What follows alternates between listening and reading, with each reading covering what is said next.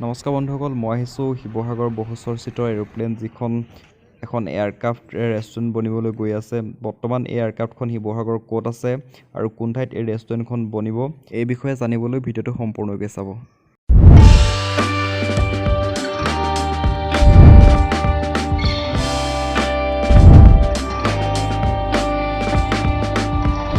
বৰ্তমান মই আছোঁ শিৱসাগৰ বাইপাছত। যদি আপোনালোকে যোৰহাটৰ ফালৰ পৰা আহে তেতিয়া আপোনালোকে ভাস্কৰজ্যোতি চিনেমা হল পাৰ হৈ এই বাইপাছটোত আহিব লাগিব, আৰু যদি আপুনি শিৱসাগৰ ফালৰ পৰা আহে তেতিয়া গেমন দলং পাৰ হৈ আহি মাজত যিটো ইণ্ডিয়ান অইল পেট্ৰল পাম্প পাব, এই পেট্ৰল পাম্পটোৰ বেক চাইডে আপোনাৰ উইংছ অফ হাজৰিকা যিখন এয়াৰক্ৰাফ্ট ৰেষ্টুৰেণ্ট বনিবলৈ গৈ আছে সেইখন বনিব, আৰু বৰ্তমান এয়াৰক্ৰাফ্টখন ইয়াতে আছে।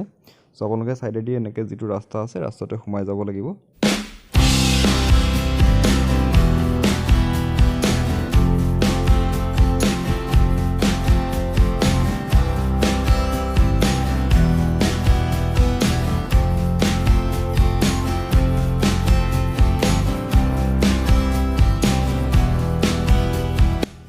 এই ঠাইতে যিখন এয়াৰক্ৰাফ্ট ৰেষ্টুৰেণ্ট সেই ৰেষ্টুৰেণ্টখন বনিব। দেখিছে আপোনালোকে দুখন JCB ডাম্পাৰ কাম লাগি আছে, মাটি ভৰাই আছে।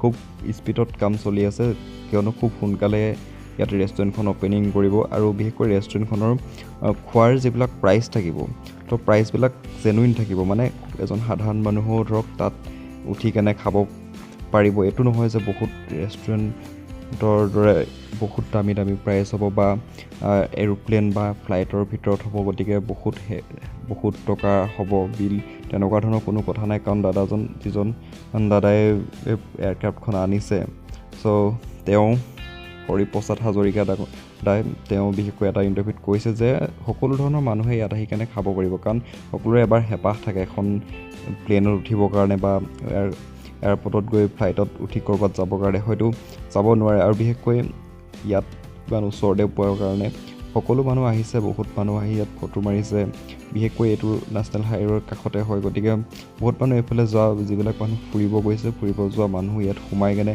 এবাৰ ওচৰৰ পৰা চুই চাই গৈছে বা এবাৰ একপি চেলফি লৈ গৈছে। চ' ভাল লাগিলে, ময়ো আহি চালোঁ, খুব ধুনীয়া, খুব সুন্দৰ হৈছে। ভিডিঅ'টো চাই কেনেকুৱা পালে জনাবলৈ নাপাহৰিব। যদি ভাল পালে like, comment and please subscribe কৰি দিব। থেংক ইউ ছ' মাছ শেষলৈকে চোৱাৰ বাবে।